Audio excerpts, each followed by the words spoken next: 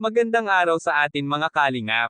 Mga kalingap, hindi inaasahan ni Dara ang kanyang mga natanggap sa araw ng kanyang kaarawan. Pero bago po yan mga kalingap, kung bago pa lamang kayo sa channel ko, baka naman po pwedeng pa-like and subscribe my channel para lagi po kayong updated sa aking videos.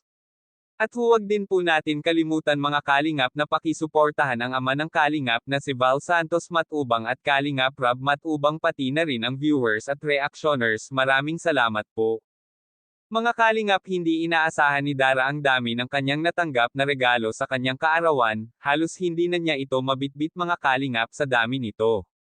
Buong buhay niya first time niyang naranasan ang lahat dahil sa pangangalaga at pagmamahal sa kanya ng buong team Kalingap at sa mga sponsor niya.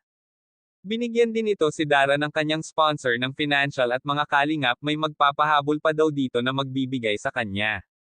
Hindi niya inaasahan ito na mangyari ay ang pinaka-importante sa buhay niya mga kalingap ay tinawagan siya ng kanyang tatay para batiin ito sa araw ng kanyang kaarawan pagka-uwi niya ito ng bahay.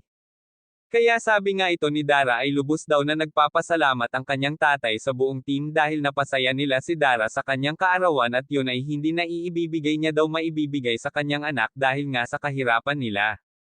Kaya sinabihan ito ni Dara ang kanyang tatay na sana ngayong Pasko ay matutuloy na ito makakauwi para mabuo at magkakasama na sila ngayong Pasko. Kaya mga kalingap, hanggang dito na lang muna ang update natin kay Dara. Maraming salamat po.